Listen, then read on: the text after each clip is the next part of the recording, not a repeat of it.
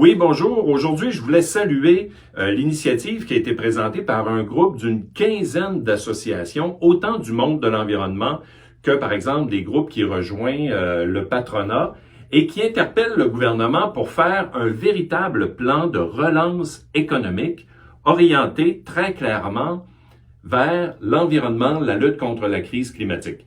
Je suis très heureux de ça parce que d'abord, ça rejoint des gens d'horizons divers. Ça montre que c'est unificateur. Mais deuxièmement, ça va exactement dans le sens de ce que j'ai proposé il y a déjà quelques semaines et que j'ai appelé le plan Marshall de reconstruction du Québec après la crise de la COVID-19. Plan Marshall, on le sait que ça fait référence à ce vaste plan financé par les Américains pour reconstruire l'Europe après la Deuxième Guerre mondiale. Je suis pas en train de dire que je veux que les Américains viennent financer un plan de reconstruction du Québec et qu'on en soit dépendant. C'est pas ce que je dis. Mais l'image de reconstruction du plan Marshall est importante. Là où je veux apporter des éléments nouveaux par rapport à ce qui est proposé aujourd'hui, premier élément sur la question d'investir prioritairement dans les infrastructures vertes, ça veut dire, par exemple, d'investir massivement dans le transport collectif, dans la rénovation énergétique, par exemple, de nos vieux bâtiments partout à travers le Québec. Il y a beaucoup de travail à faire là-dessus. Ça veut dire de renoncer très clairement au troisième lien à Québec. Deuxième élément, je parle d'une transition vers une économie verte. Ça veut dire d'abord d'adopter la loi sur le respect des obligations climatiques du Québec que j'ai déposée il y a plus d'1 an. Mais ça veut dire aussi de mettre en branle des incitatifs fiscaux. Par exemple, de revoir les politiques d'acquisition du gouvernement pour favoriser les circuits courts, pour favoriser le commerce local. Ça veut dire, par exemple, de mettre du soutien aux entreprises innovatrices partout dans les régions du Québec qui encouragent la production d'équipements ou de nouveaux produits verts et innovants.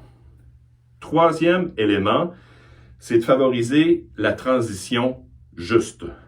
Ça, c'est très important parce que ça touche en premier les travailleurs et les travailleuses qui seront directement touchés par une transition économique et écologique vers un nouveau type d'économie. Donc, il faut que ces travailleurs et ces travailleuses deviennent des acteurs et pas juste les spectateurs de cette grande transition vers laquelle nous devons aller collectivement.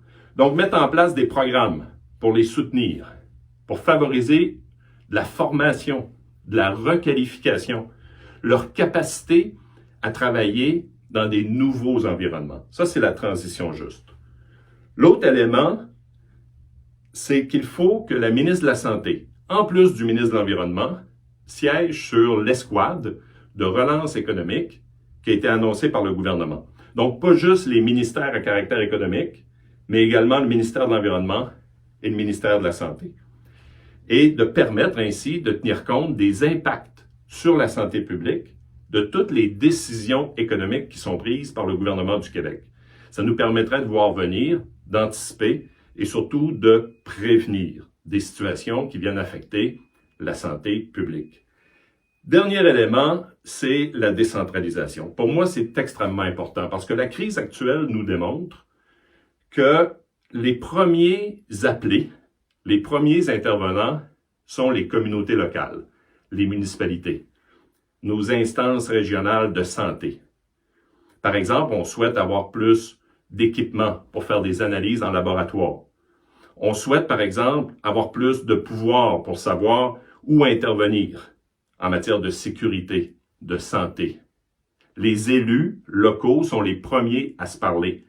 Et c'est aussi sur les territoires locaux, régionaux, qu'il va y avoir le redéploiement de nouvelles entreprises, de nouvelles industries dans le secteur de l'économie verte. Alors, il faut donner plus de marge de manœuvre aux instances locales. L'autre élément sur lequel je tiens à amener une distinction, c'est sur l'utilisation du Fonds des générations. C'est un outil important qu'on s'est donné au Québec pour faire en sorte de baisser le poids de la dette sur les générations futures. Alors moi, avant de piger là-dedans, j'attendrai un peu, au moins 1 an, pour voir l'impact de la crise de la COVID-19 sur la dette du Québec, de voir l'impact de la dette sur le produit intérieur brut du Québec et voir si on peut utiliser le Fonds des générations à d'autres fins une fois qu'on aura fait cette analyse. De toute façon, à court terme, le Québec aura une grande capacité d'emprunt sur les marchés financiers avec des taux d'intérêt plus bas pour permettre de lancer cette grande transition que nous appelons aujourd'hui et que ce groupe de 15 intervenants lance.